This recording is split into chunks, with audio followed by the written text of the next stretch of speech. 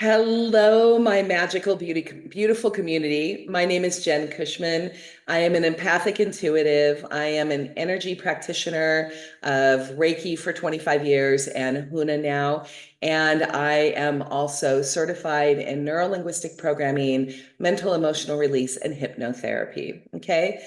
And what we're going to talk about today is related to mental emotional release and hypnotherapy. That is what we're going to talk about a little bit. I'm also going to go ahead and do card readings at the end of it. Normally, I pull with my deck, the deck for creatives, a deck for creatives, healers, and feelers.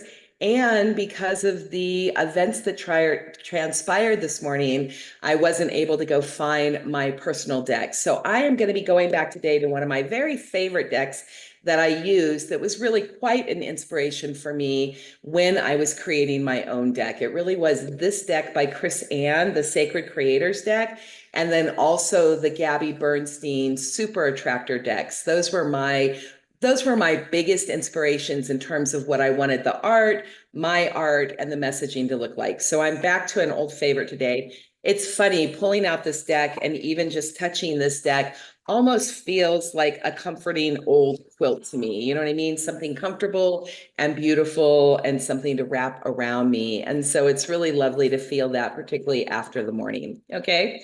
So if you hang in there, I will be doing card pulls for everybody.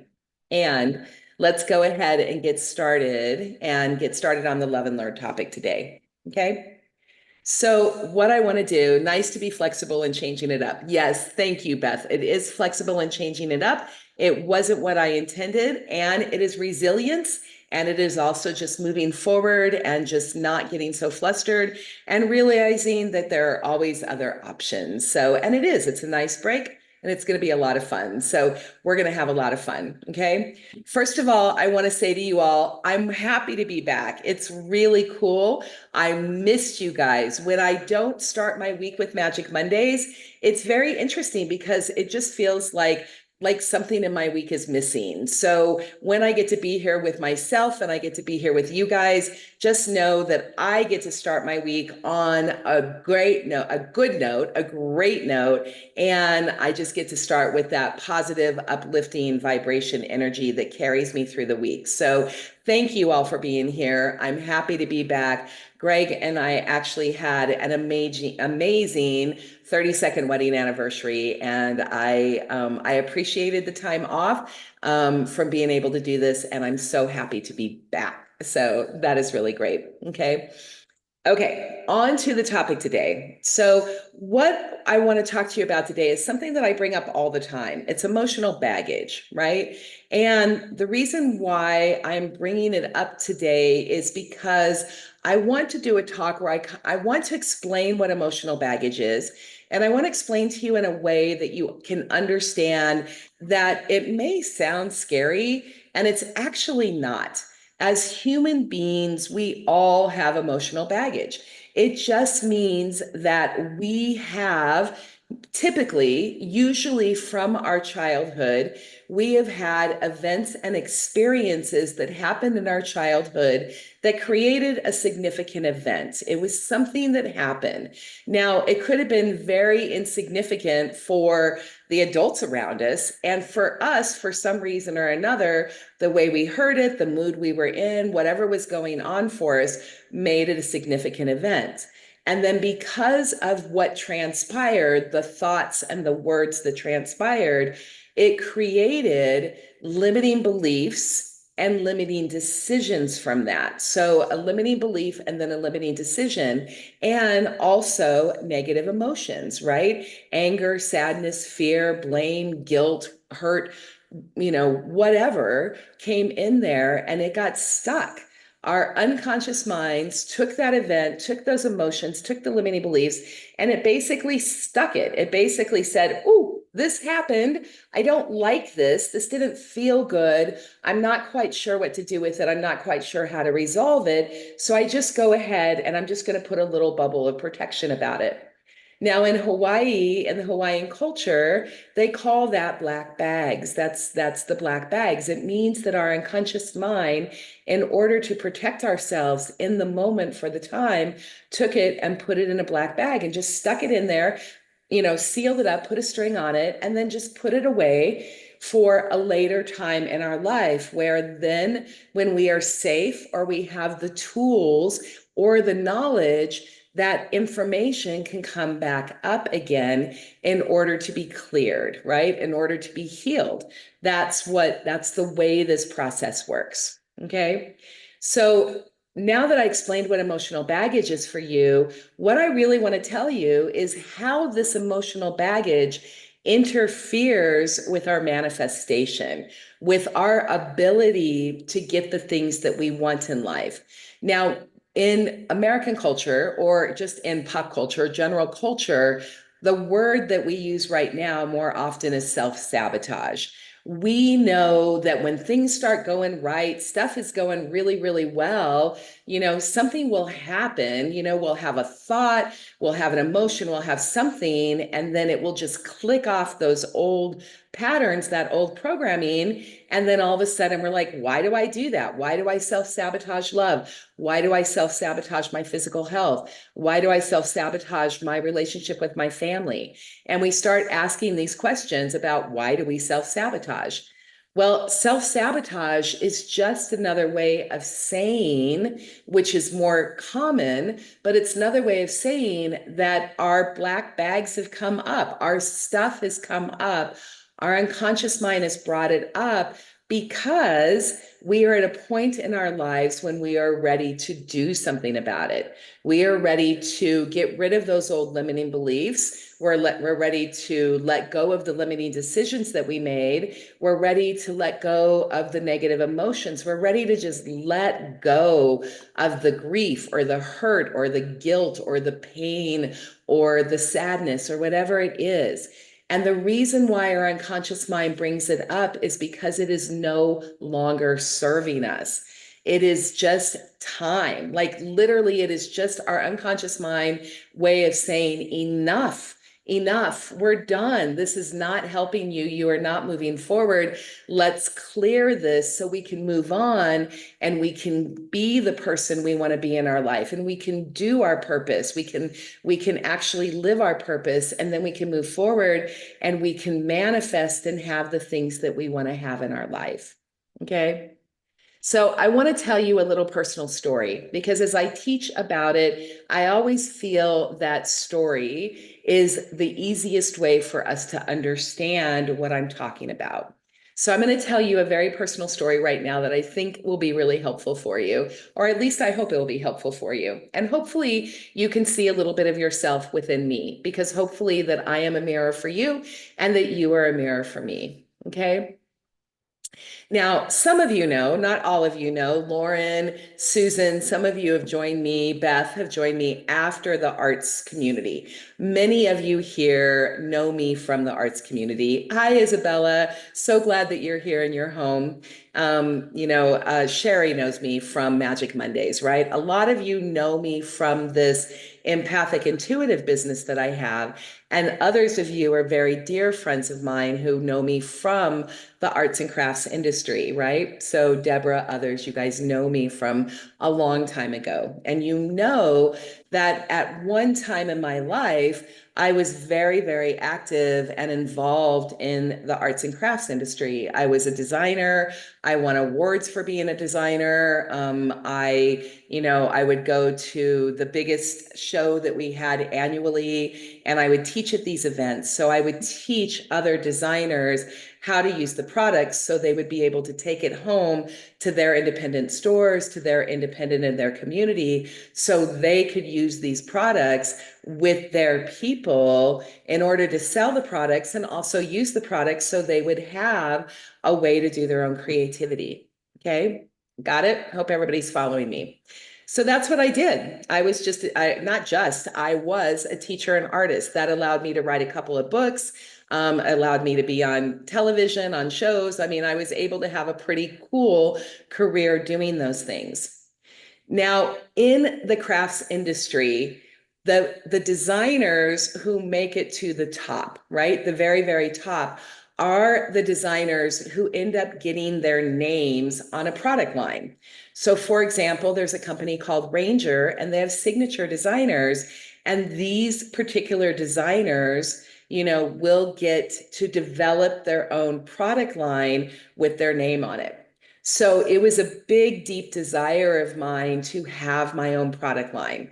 I really felt like when I was hyper focused, right? I really desperately wanted to have my name on a product line.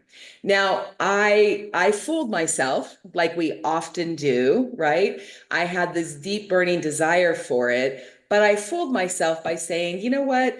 It's okay. If it happens, it happens. If it doesn't, it doesn't, and I was desperately seeking approval and attention, hoping that the spotlight that was on me, my light would show, and a manufacturer would come up and it would be like, Jen, you are amazing. You are wonderful. I'd like to work with you. Let's create a product line that could therefore go in a big box craft store, go in a Hobby Lobby, go in a Michael's, go in Joanne Fabric, and it would have by, whatever the name of my product was going to be, whatever the brand was, and then my name on it. So I really, really, really wanted that. Now, here's the thing that's really interesting. I was working in the crafts industry. I was teaching. I was traveling. I was meeting amazing people. I developed very close friendships with other designers. I was able to write books. I had all the things, right? All the makings of success and all the things. And I was so focused because I didn't get this one thing. I was hyper focused on this one thing. And because of my emotional baggage, which for me was a feeling that comes from childhood of not being good enough, right? Unworthiness, not being good enough. Who am I? All those things. If you guys can relate to any of those feelings, any of those limiting beliefs, go ahead and raise your hand if you want to be brave enough to let me know that you too might have feelings of insecurity or doubt or imposter syndrome of the who am I, right? So I had those things. That's the way it worked.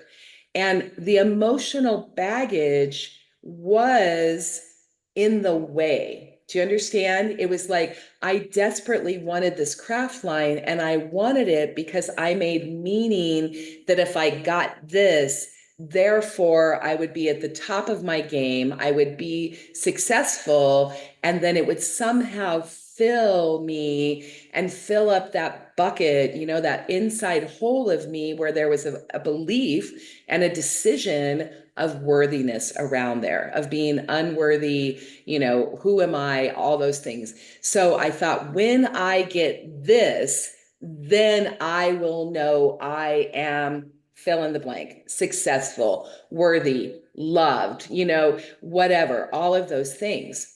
Now, in neurolinguistic programming, one of the things that we learn is this is actually called a move away rather than a move toward. What that means is I wanted it desperately because I was trying to fill a hole inside of me, right? That hole inside of me was rooted in childhood. It was rooted in something that had happened, those significant events. It was rooted in those black bags. So no matter how hard I worked, no matter what I did, no matter how many successes I got, I was never feeling fulfilled on the inside because I had yet to clear that emotional baggage. I didn't have the tools. I didn't have the knowledge. I didn't have the training. I didn't have the people around me. I was reading the books. I was doing the things. I was searching to have that. So that was a move away. And then the other thing is, because of the emotional baggage that was there, no matter how many opportunities I got and no matter how much success I got, I still did not see it fully, did not appreciate it fully, because I was so focused on that thing that I wanted that I couldn't have. Right. So it's like, here's a way of getting it. Like, let's say that you decide you want a new house and you have in mind the perfect things in the house, and everything is in that house, and you have every single thing, and you walk into that house The realtor takes you in there, you look around, you're like, this is perfect. You can afford it. It's the mortgage is exactly where you want it. The lighting is great. You know, it has newer cabinets, whatever you want to do, you know, you have it. And yet it's missing one thing, right? This one thing. Now, you know, if it was missing a roof, that would be a problem. Okay. But it has a roof. It's just missing this one thing that you so desperately want. And then what happens is you are so hyper focused on the one thing it doesn't have that your vision, right? Your ability to see is literally so clouded that you cannot see all of the other amazing, awesome things that is there that you do have. Okay. This is how emotional baggage works. That's how it works. Okay. So that's how it interferes with our life. That's how it interferes with our life choices. Now, let me tell you a little bit more about the story that is so cool. Okay. I started, so, you know, I ended up leaving the crafts industry. We ended up the company that I was working with that I did not have my name on the product. And yet I was the face of the product. I was one of the faces of the product. Everybody knew who I was, as Deborah says, right? She's been with me. Everybody knew who I was in the industry. I just didn't have my name on it. I ended up leaving the crafts industry. We sold the product, we sold the business, and you know, that changed, and I ended up getting out of it. Now, I'm still a crafty gal. I'm still doing the things that I want to do. Along comes 2020, the pandemic, along comes Art Plus Spirit. I hear from my team that it's time to pivot. It's time to pivot away from art and into the metaphysical, into the spirit. Because at that time, I had been front facing as an artist with all of my spiritual, metaphysical, intuitive energy work was still exactly who I was. It was just like a file folder, right? I had Jen file folded under artist, and then I had metaphysical and spirit right behind the artist one. Well, when it came time for 2020 and time to make the pandemic, my spirit guides and my team said, it's time to flip it, right? It's time to put this folder in front and put this folder away for a little bit. And that's what I was to do. And so I started this process. And in this process, I also found I needed some extra training. I needed some help. I have a minor in psychology, a major, a bachelor's degree in journalism, communication, and I knew I needed a refresher. I needed a little bit of help. So I found a company that has become my mentor and my training. It's called Empowerment Inc. As a matter of fact, they're coming out to Phoenix in December. They're going to be doing a training and I'll be assisting there. So if anybody wants to join me, I have a coupon code that will get you 50% off that training. So you're welcome to join me. Okay. And that's just a little aside, but I found this company. I found some more training and I learned how my unconscious mind works. And I learned about emotional baggage. And I learned more than anything, the best part of it is I learned how to clear it. Now, the way you clear it is through mental emotional release. It's called a breakthrough session, and then follow-up coaching with that. So with this breakthrough session that I did, it is a form of therapy. It is holistic, and it is a way that we do where we go in deep and we get to the root cause. We go back to those significant events that are stored or are unconscious, where the black bags are inside of it. And then we go into there and then we discover, we dig up those limiting beliefs, those limiting decisions, those negative emotions. And like a weed, we pull it from the root. And when we pull it, it takes in our mind, it takes everything that's associated and it clears it as well. So here's the really awesome thing, right? This is when we look and we calibrate on results. So we do the work and then we calibrate on results. We focus on the results. So very interesting. After I had my very first breakthrough session and I cleared this deep wound of unworthiness, I cleared this deep limiting belief and limiting decision. I was out in California and I was at a social event and I was hanging out with one of the top manufacturers in the craft industry. and we're just sitting there chatting, and me and this woman are vibing. We are having so much fun. You guys know what it's like when you vibe with another human being. So we are vibing and we are just into our each other, and we're having so much rapport, and we're just having such a great time talking. And she stops and she looks at me and she says, Jen, would you like your own line? Would you like your own line? Right? And I looked at her and I was like, what? And she said, yeah, you're awesome. You have so much experience. You've been in the industry forever. Would you like to work with me to create your own line of craft products? Right? Ta-da! Major manifestation, right? Dream come true, or so I thought. Okay. And she said it to me, and there was this deep sense of, well, it was confusion at first, truthfully. It was confusion. I looked at her and I was like, what? Why now? I'm not doing that anymore. You know what I mean? I left the industry. I'm not doing that anymore. And so I had a bit of a schism, a little bit of a like, what? You know? And then I looked back, and it was one of those things when I felt into my body, because I've done so much somatic work. I now know the feelings of my body, and my body kind of did, my brain with a, you know, and then my body tensed up, and it just kind of went like this. And what I realized in that moment of that tensing up was that I no longer wanted that. That thing that I so hyper focused on, I no longer desired. Okay. And that's really the interesting thing, is once you clear the emotional baggage, you clear the limiting beliefs, you clear the limiting decisions, you clear the negative emotions, it opens you up to new possibilities, new opportunities, seeing things in a new light. And one of the things I realized is I had moved on. I had moved forward. I'm happy with the direction I'm going. I'm happy with this ability and this opportunity to help people in an entirely new way, beyond just buying, you know, glue or art or a journaling prompt. I was able to move forward and help people in a very deep and a very meaningful way with Soulstar Magic, with my tools, with my certifications. And I realized that I no longer wanted it anymore. Okay. So that is really what I want you to know about this. Okay. There's three things I want you to know.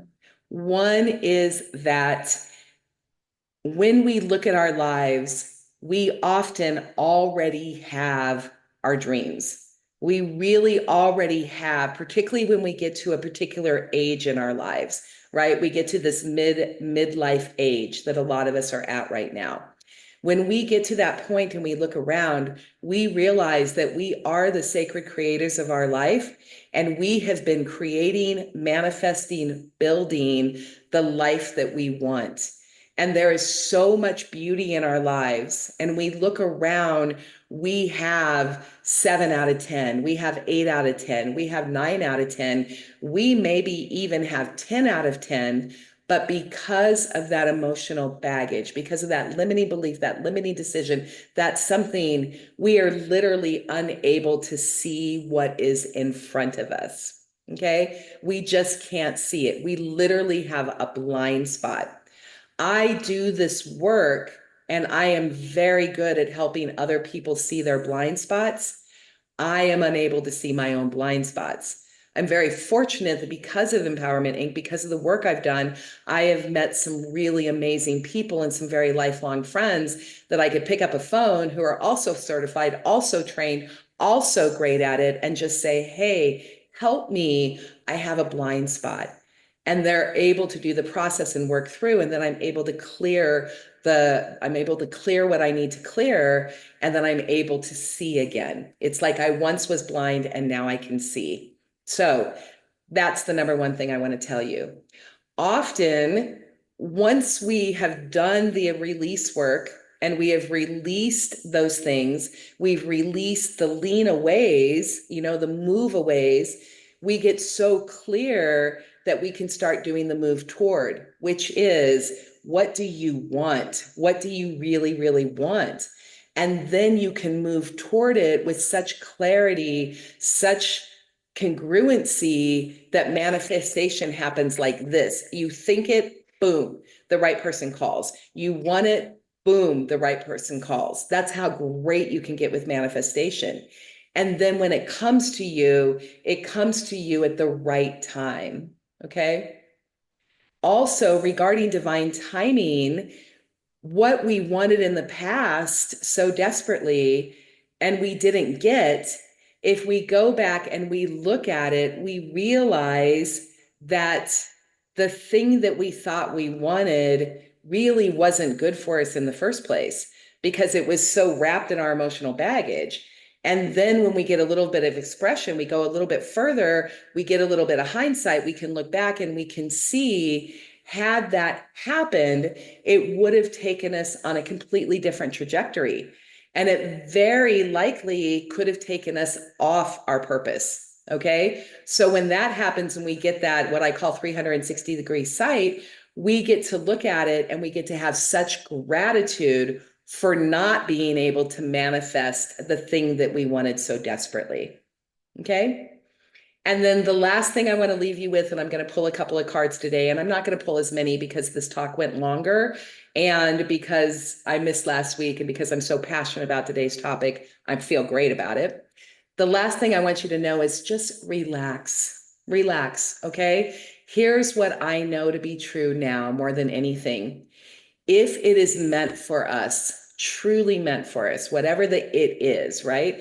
If it is meant for us, it will come to us in due time, at the right time, in the right manner. When we clear the emotional baggage, when we clear the limiting beliefs, the limiting decisions, when we get clear, so we are no longer charged anymore by those old things, it makes room for what we deserve, what we want, what we're going to create to come into our lives. So just relax and just know that if it's meant for you, it will be for you.